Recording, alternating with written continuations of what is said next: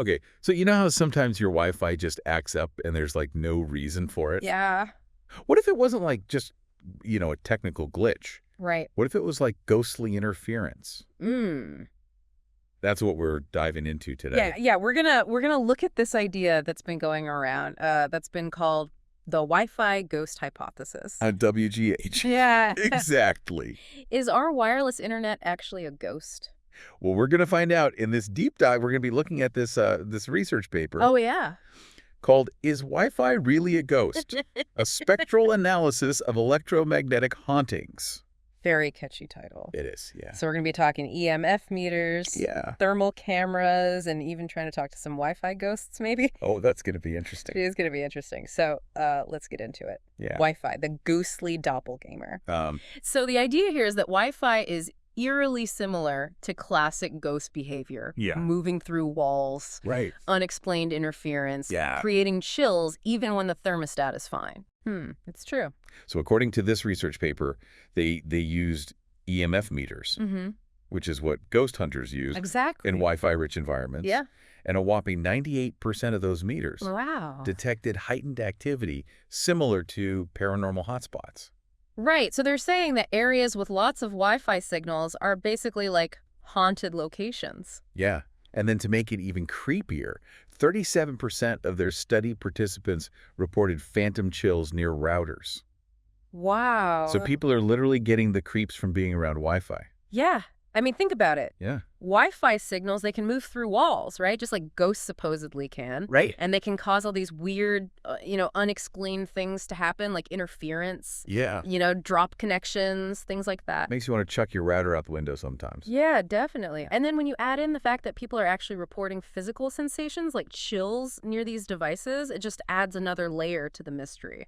Right. So it's like, are we saying that just by having Wi-Fi, we're essentially creating our own little ghost zones in our homes? That's what it sounds like. Wow. Yeah, and it's not just the EMF readings and the chills. Right. There's other study that they did called the poltergeist ping synchronization study. Okay. And this is where it gets really interesting. Lay it on me. So imagine this. You're sitting in your living room. Okay. You're scrolling through your phone. Mhm. And suddenly your internet connection drops. The worst. Right, the worst thing ever. But at the exact same moment that your internet goes out, a book falls off a shelf across the room. Okay. Or you hear a loud knock from like an empty part of the house. Spooky. Right. So that's the poltergeist ping synchronization study? Yeah, they were basically trying to see if there was a connection between moments of Wi-Fi slowdown and like classic poltergeist activity. Okay. Things like objects moving, lights flickering, those weird noises that you can't explain. And what did they find? Well, they found that a whopping 74% of these Wi-Fi slowdowns happened at the same time as these unexplained events. Oh my God. So it's like almost every time the internet was acting up, there was also something paranormal happening. So are we saying that like the internet going out is like a sign that ghosts are about to like do something? It's possible.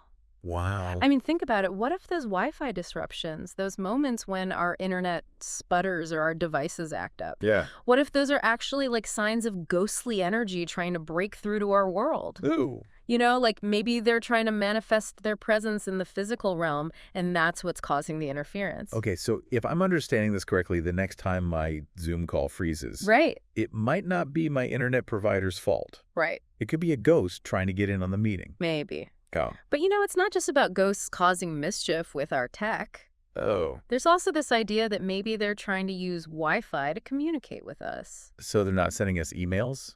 No. Not sliding into the DMs? No. But the researchers believe that these unseen entities might be trying to manipulate Wi-Fi signals to get our attention. But how? Well, they looked into something called EVP, Okay. electronic voice phenomena. Yeah. These are those weird sounds or voices that are sometimes captured on recording devices, and paranormal investigators believe that these could be spirits trying to talk. Yeah. So the researchers analyzed Wi-Fi signals for any signs of EVP. Okay. And remember, Wi-Fi operates on radio waves, Okay. which is a form of electromagnetic energy. Right. So it's not totally crazy to think that it could be influenced or manipulated in a way that could produce these sounds. Okay, so were there any ghost voices hiding in our Wi-Fi networks? Well, what they found was pretty interesting. Okay. They found that sometimes these Wi-Fi signals would have distortions Mm-hmm. that sounded a lot like whispers or like muffled voices. Okay. And in one really crazy case, they actually captured a burst of binary code. Binary code. Yeah, and when they translated it, it formed a very clear question. Okay, what was the question? Who's there? Wow. Okay, goosebumps officially activated. That's a lot more than just random static. Right. It almost sounds like someone or something was trying to make contact. It's possible. Yeah, and on that note, I think we need to take a break and let all of this sink in. We'll be right back to delve even deeper into this whole digital ghost story Okay. and explore whether our Wi-Fi networks might actually be haunted highways to the other side. I can't wait. Stay tuned. Okay. Welcome back to our deep dive into the Wi-Fi ghost hypothesis, where we're exploring the possibility that our wireless internet might be a portal to the paranormal. So far, we've heard about EMF meters going crazy near routers, Mm-hmm. those weird chills people are getting, and even ghostly whispers in Wi-Fi signals. And that binary code message, who's there? Yeah, that was creepy. It makes you wonder if something is trying to reach out from beyond the digital veil. Right. It's like maybe ghosts aren't just stuck in those creepy old haunted houses. Yeah. They could be all around us in the very networks we use every single day. So if Wi-Fi signals are like these invisible waves of energy just floating around everywhere, Yeah, it makes sense that maybe ghosts or energy-based entities would be drawn to them. exactly. Like moths to a digital flame. Yeah, and what's even crazier is that our technology is always evolving. Right. Those networks are becoming more complex and powerful. So are we basically inviting more ghosts into our lives? It's a chilling thought, but also kind of fascinating to think about. Are we talking about tech-savvy ghosts Well, learning to manipulate Wi-Fi for their own spooky purposes? it's a possibility. I mean, think about the poltergeist ping synchronization study, Yeah. the one where Wi-Fi slowdowns happened at the same time as paranormal events. Yeah. What if those disruptions are actually signs that ghosts are trying to manifest in our world? So it's not just about them sending messages. Yeah. They're actually trying to do stuff like move things or make noises. Exactly. It's like they're using our technology to bridge the gap between the spirit world and our world. So the next time my Zoom call freezes, it might not be my internet provider. Mm. It could be a ghost crashing the meeting. You never know. But seriously, this idea challenges everything we thought we knew about hauntings. Right. Maybe they're not limited to physical spaces anymore. It's like our homes aren't just haunted by ghosts from the past, but also by ghosts of the internet. It's a whole new level of spooky, and it makes you wonder what this means for the future. Yeah, As our technology gets even more advanced, will these interactions become more common? right. Will we be seeing more and more of this kind of activity? It's like we're entering uncharted territory, a digital world where the lines between the living and the dead are blurred. So what do we do? I don't know, but it's definitely something to think about. Yeah. We need to be prepared for whatever might be lurking in the digital shadows. Well, on that note, I think we need to take a moment to process all of this. We'll be right back to wrap up our deep dive into the Wi-Fi ghost hypothesis and explore whether we're truly on the cusp of a new era of digital hauntings. Okay, welcome back to the deep dive, where we've been trying to figure out if our Wi-Fi networks are actually haunted. We've been looking at this idea that maybe ghosts are using our Wi-Fi. Yeah, like it's not just some old house that's haunted. It's like the internet itself is haunted. Right, exactly. And we've seen some pretty convincing evidence. Yeah, like those EMF readings going crazy and the people getting chills around their routers. And the Wi-Fi slowing down whenever something paranormal happens. Right, it's like the ghosts are messing with our internet connections. Yeah, it's like they're trying to get our attention.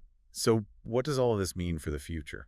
Well, it's hard to say, but it definitely changes how we think about hauntings. Yeah, like maybe ghosts aren't stuck in one place anymore. Right, they could be anywhere. There's a Wi-Fi signal. So instead of just haunting some creepy old house, they could be haunting the entire internet. Exactly, and that means they could be anywhere. Okay, so now I'm thinking about ghosts, like photobombing my selfies Oh, yeah. or leaving creepy comments on my social media. Or maybe even, like, hacking into my bank account. Okay, that's a little too scary for me. Yeah, I know, but it's interesting to think about, right? Yeah, I guess so.